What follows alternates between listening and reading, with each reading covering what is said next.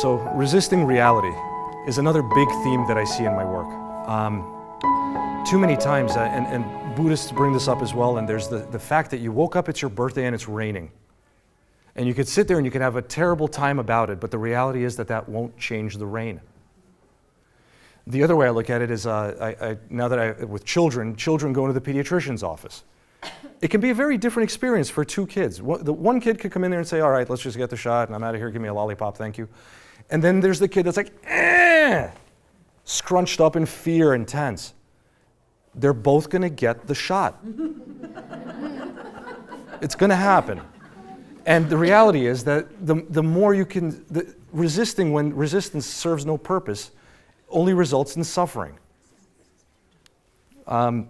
Chinese philosopher claims, suffering equals pain times resistance. And the root of human suffering is really resisting. And I ask all of you, sure, as you go through life, ask yourself, is there anything I can really change in this situation?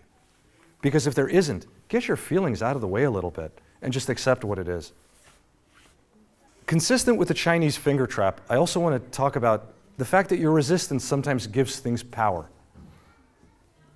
The more you fight something, don't think about pink elephants, right? The more you fight something, the worse it can be, and the more power you give it. And this is manifest in my work. I see it often. I'll tell you guys a quick story. People with panic attacks. The biggest fear is having another panic attack. And you ask them, what's going to happen? And they say, oh, I don't know. I might lose my mind and get hospitalized and carried out on a stretcher. I ask them, how many times has that happened in your life? None. But it's that very fear of, I don't know, what if, that keeps it going. Insomnia is the same kind of Chinese finger trap problem where, if you woke up this morning and you're already obsessing about how you're going to sleep tonight, it's not going to go well. A lot of things, the more you force them and the more you insist on them being a certain way, the more they resist you and the more power you give them. And that's where, for me, I fall back on the serenity prayer. I need to get this printed and put up in the waiting room, even though I'm not religious, but this is important.